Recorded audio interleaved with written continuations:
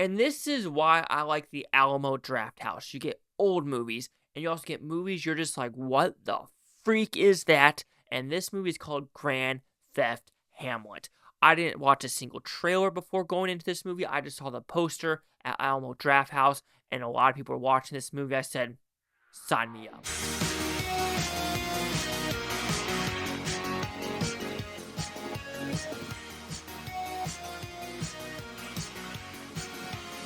Chase Lee Hockey here with the Blue Futon reviewing Grand Theft Hamlet. Yes, what is about? Pretty simple premise. This is all on GTA Online, through in and throughout, and these filmmakers decided, you know what, they want to do Hamlet in GTA Online during the COVID lockdown, especially in the UK because the lockdowns in Europe were far more advanced than in the USA through and throughout.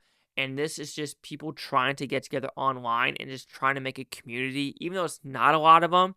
It's a very unique experience about video games, about what is real life, and what should you do. I know that sounds really interesting of like, so this is more sophisticated than you think. I do think so because there are three main characters, two guy friends, and the guy's wife.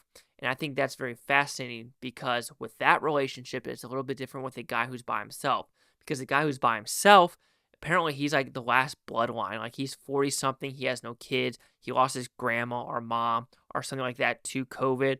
And he's like, yeah, I'm by myself now. And this is all I have. All I have is GTA Online, and all I have is making sure this Hamlet movie gets going. Of course, there are more characters in this movie that kind of like, oh, wait a minute. They put out this video to like have auditions, and more people come in, more people come in, more people come in. And it's a good thing. We're like, oh, I think you should be Hamlet. But then a twist and turn happens about that. And it's more the lines of like, oh, I guess the world is going back to normal. So maybe this Hamlet thing isn't a feasible thing and I should try to get to real work.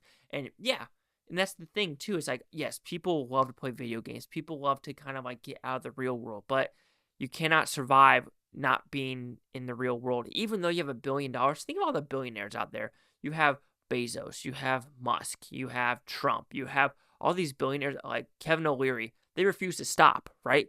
You see all these billionaires and they could be on yachts, but they're not. All these millionaires are the ones that are on yachts and are like people that are like in the 500K. It's very fascinating where it's like even your billionaires, people hate billionaires, but they keep working and working and working. I know that has kind of nothing to do with it, but it is more fascinating about, real world and who gets these jobs and who's actually working the hardest. I know it sounds kind of odd, but I found that fascinating message in this movie. Another good message in this movie is the husband and wife character of they were mostly playing in the video games, and at least the husband was kind of forgetting, like, oh, maybe I should go see my wife in person. Maybe I should hang out with my kids. But they were so sucked in this GTA Online. It's actually fascinating and kind of scary at the same time. I did play GTA Online. I was kind of bored with it. I played it for maybe a month, if that, and I was like, it's the same thing. You do robberies, you try to break into vaults, done. Robberies, break into vaults, done. And you try to do stuff, then you have dicks online that are automatically trying to kill you. So just go fuck yourself. I think Red Dead Redemption 2 would have been fantastic, but Rockstar kind of fucked up Red Dead Redemption 2. Oh, I'm still pissed about that one. Anyway, with this movie, it's a fascinating character study about people in real world and video games and what can you accomplish if you really want to do it. Is there actual humor in this movie? Yes, because if you actually play GTA Online and how people act, how the NPCs are, playing in the casino and doing things like that, it's fun to watch other people play video games. And I understand like how or why people want to watch people play video games because they just want to be part of something else. And I feel like when they're watching other people play video games and they're talking to them as well, you don't feel as alone as playing GTA 5 by yourself or Red Dead Redemption 2 by yourself or Yakuza 0 by yourself. You get what I'm getting at? So I think that's why this is very interesting. How they did this, though, it must have been a pain in the ass of like, fingers crossed the online doesn't go dead. Fingers crossed your PlayStation Network or, your Xbox Live doesn't go down.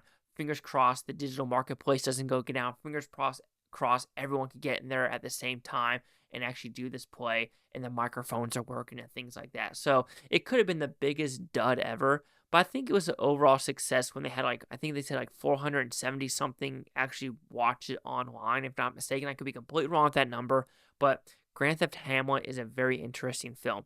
Was it somewhat repetitive at some times? Yes, I'll give it that. There was good scenarios, but sometimes I'm like, the story is kind of spinning, right? The wheels are spinning and I don't know where it wants to go or what it's trying to do. Yes, it's a character study of what you should do in the real world, but it felt like it was spinning its wheels a little bit too much on some scenes. Yes, I do understand. We want to understand some of these side characters as well, as like people are there just to shut up and help protect them, or some people are just kind of from a different country and English isn't their first language. Understand that, but I do feel like though that was fine, but there were some things where it's like when you're running around GTA, it's like I don't know if I really wanted to see all that stuff. But overall, Grand Theft Hamlet, it should have been a disaster film. Let's be honest.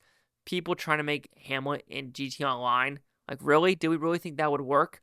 Well, it does, and I think it's a solid entry of, experimental filmmaking. So Grand Theft Hamlet will receive a 3.5 out of 5 Futon. So it goes at 70%. So let's see the critics and user scores gave this one.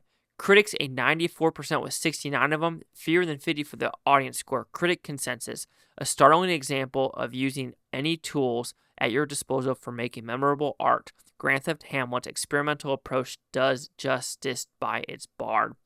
I am intrigued if they had to get Rockstar approval, because Rockstar is very, very, very, very stingy about their stuff. But who's more stingy? Nintendo. 70-94. Chase Lock here at the Blue Futon. Like, comment, subscribe. But no thanks, Bluetopia. You Blue Futonians. Thank you for watching. For a great day. Watch this day tomorrow, week from, month, or a year from, every single freaking one of you. Peace and love, peace and love. And do you still play GTA Online, or are you going to wait for GTA 6? Because we got a Hamlet movie before GTA 6.